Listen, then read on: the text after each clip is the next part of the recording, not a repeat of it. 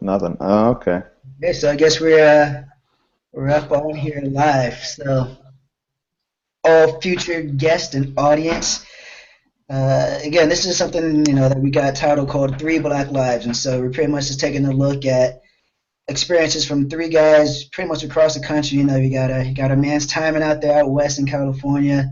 Preston out there is in Southwest Virginia, a little bit heading towards those mountain areas, and I'm located up in Northern Virginia.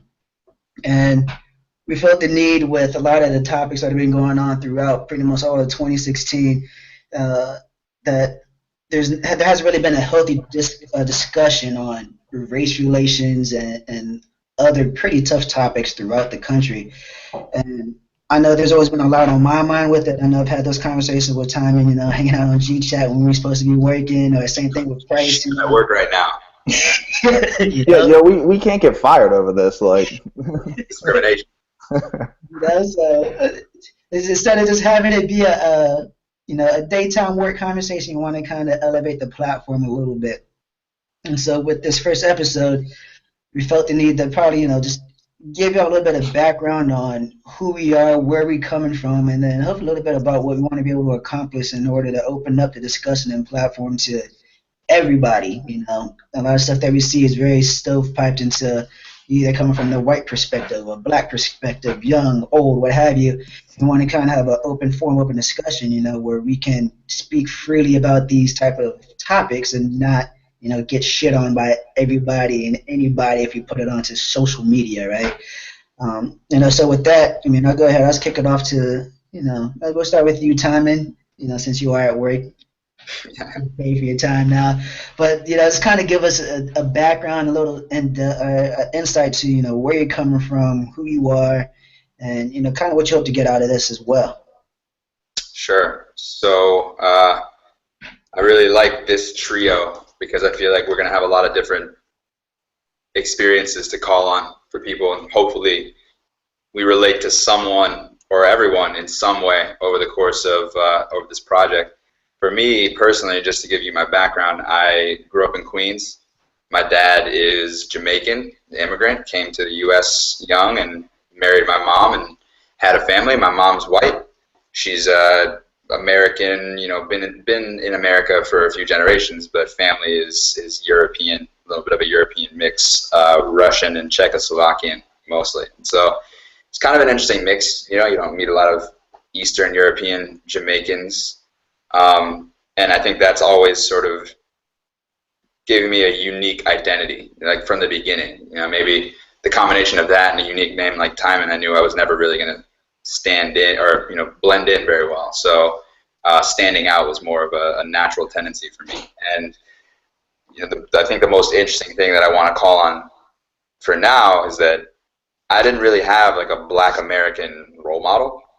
My dad was more of a hands-off parenter in general. Jamaicans can be that way. Jamaican guys can be that way. But, my mom was much more of the active, parent and influence on me. And so I was kind of like raised to be a black man by a white woman, which, she did an outstanding job for me and my brothers. And we had conversations about race that were really frank very early on. I mean, she had to.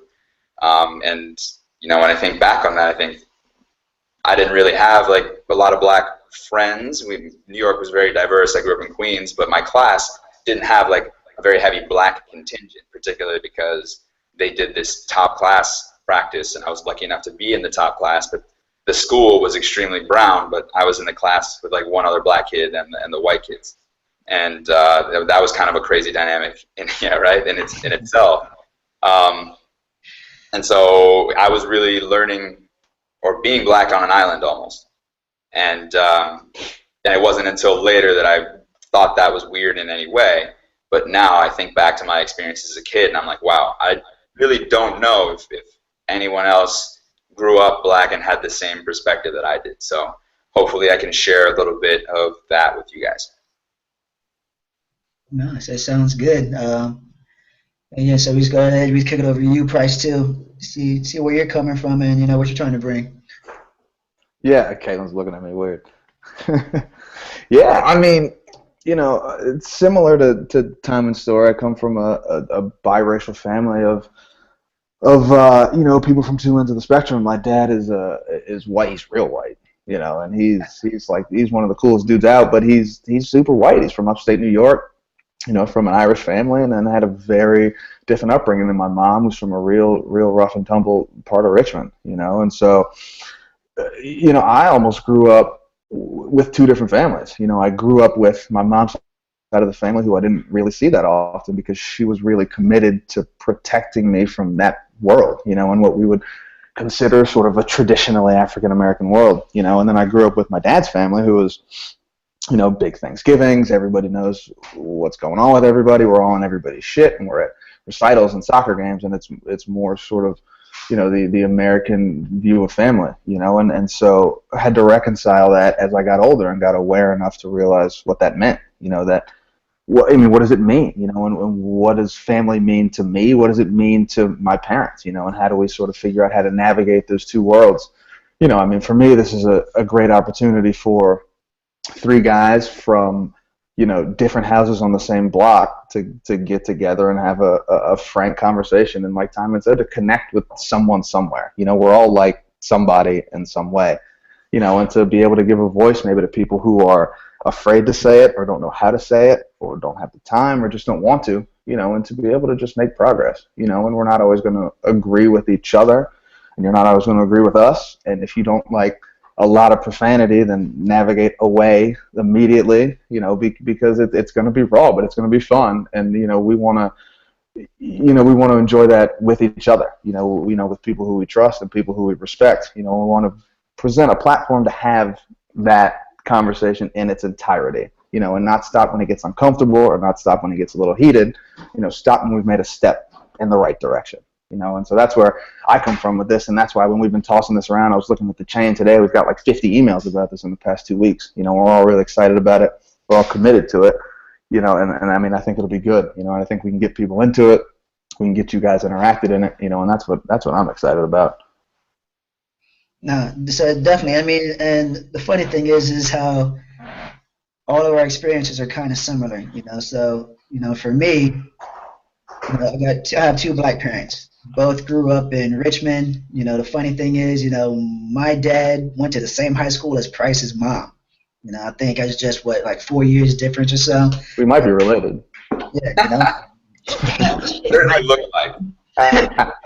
We just might be. I'm not very tall. Your mom's really short. I'm just saying, it's one of those things. So somewhere in the family we're the same. But my parents grew up in that part of Richmond. My dad pretty much was coming from a single family home. His mom bounced him around a lot. My mom was lucky enough to have both of her parents, but again, it was the black experience, kind of growing up in the projects, not always having what I had. And so my parents worked very hard, and I was fortunate enough to pretty much grow up a very comfortable lifestyle, very sheltered life. One of two, actually, no, I think there's probably no more than 3 or 4, black families within my neighborhood, my cul-de-sac growing up. But, pretty much white suburbia was the world that I knew. Same thing as Tymon, going to school. Just to keep it at high school, pretty much we were 50-50. I felt like we had a very large black population. We had a very large white population. But even within that scope, my classes, I was lucky enough to be one of 3 black kids pretty much kind of hanging out in the class. We didn't have a whole lot of diversity when it came to those, those honors classes or those AP classes. Whether I was playing soccer, there's maybe 1 or 2 black guys hanging out on the squad of, 17. So I grew up in a very white world, but I still had a lot of the black experiences that we're going to get into throughout many of these discussions. And so it's very interesting to see the perspective that's coming from a lot of white people that I'm friends with or I'm acquaintances with, especially with a lot of this race conversations that have been going on throughout a lot of 2016, and see where they're coming from, and the fact that I know that their points of view doesn't necessarily match up with how I see it, even though we might have grown up in the same world. So it's going to be a pretty interesting dynamic going forward to kind of meld the world that I grew up in with the world that they may not know, but the world that I know growing up as a black guy in the U.S. with what we got going on. And so, again, I'm pretty stoked about it. I know, like I said, we've been sending all the emails back and forth having this conversation, and whether 100 people listen, whether nobody listen, I'm just happy to have the conversation with y'all to see to see what y'all are thinking about when it comes to this stuff, because I know I've had a lot of mixed feelings and a lot of questions going through my head in terms of how do we get better? How do we progress as a society? And as a soccer coach, how can I influence a lot of the kids that I coach, who happen to be, well, majority of them are white kids? How can I be a positive black influence and kind of give them my perspective without being an overbearing quote parent or mentor when it comes to it? So it's going to be a pretty interesting discussion. I'm kind of excited to see where this is going to go.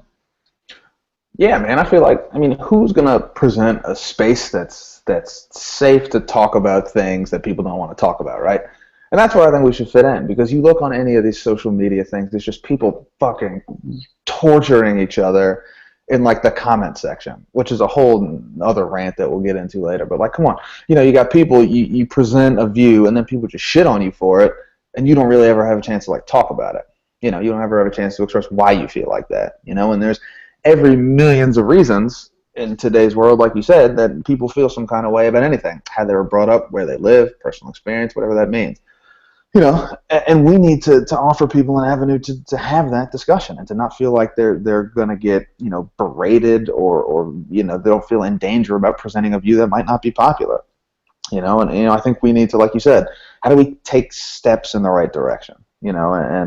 And this would be cool, and yeah, if nobody fucking listens to it, I'm having a great time already, and it took us like 45 minutes to fucking like hook this thing up, and I'm having a great time, so if nobody tunes in for the first like 10 episodes, this is a conversation that needs to be had, and if it takes 3 dudes by themselves having it for a couple weeks to finally, give someone else the stones to join in, then fine, then that's worth it.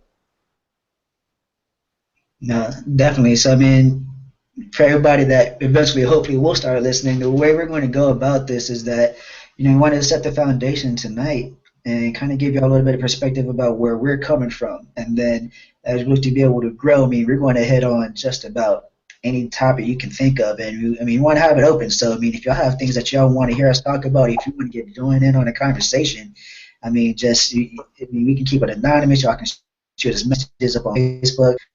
Because honestly, I think our first audience is going to be that Facebook crowd, and so we want to be able to open up the discussion and the dialogue and really get an idea of how people really feel about this stuff versus just seeing 2 or 3 cents on a Facebook post for a comment, and really keep it kind of keep it flowing in that sense. But outside of that, there's not too much more I want to be able to say about myself, but let's leave it up to you two. And kind of wrap this one up for the first episode, and then we can get cranking into the nice meat and potatoes, the nitty gritty of what's been going on with people such as Kaepernick and good old Donald Trump and some of those politics things as well. So, you guys got anything else you want to add? Yeah, I just want to say that I think I've always said that my ability to be a part of the movement and to affect positive change was going to come from my social network. Like, I grew up in Queens, like I said, but I started going to boarding school in 8th grade, and then I went to school with predominantly, like, overwhelmingly white populations, like 99%, whatever, and then high school was a little more diverse than middle school, but extremely homogeneously white culture, and befriended a lot of white people that I'm pretty sure I'm their only black friend, their only friend of color, likely. And what's crazy when you think about that is anytime you're a visible minority, you're the only one who's obviously of a certain class, you carry an unfair burden of representing those people. If you're the only woman in a room, which happens, I work in tech, and it happens in tech all the time, you kind of are always, there's a chance that you're going to be seen as representing women in tech by everyone in that room. And so, I was the black kid, especially the inner city black kid in those boarding schools. And, survived. It wasn't always easy. There were definitely misunderstandings. We'll get into a little bit of that later. I did get called a nigger by a kid in 8th grade. That was cool. I lost a lot of respect for him, and I didn't really know how to act, but that's something for another segment. But I mean, I graduated from Eaglebrook and then Petty and then William and Mary, and all those were pretty predominantly white. And now I'm at a point where I have like a really big social network, and a lot of people still see me as a voice on this sort of thing for them. And it's like the biggest compliment when someone comes to me and says like, hey, I've really respected what you said in your status, or I want to get your opinion on this because I know you feel strongly about it. Those are like the best things for me, and I have a few friends who do that, and it just makes me light up, because I know that took a lot for them to come and say, I don't understand this, or I want to get another opinion on this, and anytime you do that, it's generally a good thing. So now this is giving me an opportunity to take it beyond my personal social media sandbox, or soapbox, I should say, and really reach a broader audience, not for the sake of impressing my opinion on them, just letting them know that they can talk to me about these things, like a few people have done so far. So to those who have already done that, thank you. You're probably a large part of the reason why I was so eager to get involved in this project. And I really do hope to hear from a lot of you moving forward. Whether it's via email or text or GChat or something that we can actually incorporate into the show.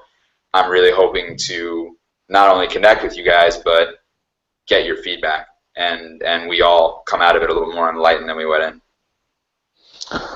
Yeah, it's important to note that we're 3 normal dudes. We're not scholars, we're not writers, we're not politicians. We're 3 normal guys. And just like all of you, we want to see things get better, and we want to do our part to make things better. Now we have the unique experience of, all of us being at William & Mary together, so we have a little bit of that view that we share, and that's where, I think a lot of us, all of us have sort of seen some of the things that we're going to talk about, in a place that's sort of a microcosm of each of our worlds, a world where we, exist and have been lucky enough to successfully exist in a predominantly white environment based on either luck or sociopathic charm or whatever you want to call it. We all have made our way through, our predominantly white worlds while retaining, some of ourselves or part of our personality. And sure, that's shaped us, but, these are all bigger conversations that we have. I mean, I think the one thing that, I want to get out in this initial episode, and I know we discussed this previously, is that, the foundation for this that's very interesting for me is how the world sees young black males. And I think that's something that we're all wrestling with every day. And, I'm sure you guys have heard it, and even offhand, but, when you speak or when you tell people where you went to school, people are like fucking mind blown. Not because William & Mary is the best school in the world, because we don't look like people that should do that. And that's not necessarily inherently insulting, but it sort of is, or maybe it should be, and that's the kind of things that I would love to get into, is to think about, should I be pissed off about that? And what does that mean? And what's the difference between prejudice and racism? And that's something that I want to, sort of a thread that I would love to carry through and continue to unravel as we talk about all of these different things, is the difference between prejudice and racism, how they're different, how we speak about it, and why that distinction really, really fucking matters. And so a lot of this is, some of it's going to be tough, some of it's going to be awkward, a lot of it's going to be funny. I'm going to drink through most of it. We're going to have a great time. And, I hope you guys enjoy it. Like I said, I'm having fun. Couldn't have picked 2 better dudes to get on board with this with. So yeah, come along for the ride. You'll feel some kind of way. You'll either be happy, enlightened, like Tymon said, or really, really fucking pissed off. But we will not flatline you, I guarantee it. I mean, more often than not, if they listen to you speak, they're probably going to be pissed off, because even though we boys, you annoy the shit out of me 90%. So I hope y'all going to be ready for that one. It took you a whole 20 minutes. You held it for 20 minutes before you tried to shit on me on what is semi-live TV. I'm proud of you, though. Hey, man, that's how to let it out. I let people know that even though we boys, you still piss me off constantly. Timing, we cool. Price, yeah. It's part of my charm. Come on, man. All right, but I think with that we just call this one a wrap, and then we'll be getting with everybody next week or later on this week, how often we want to be able to do this, and We'll get it cranking. All right, y'all. It's a wrap. Peace. Deuces.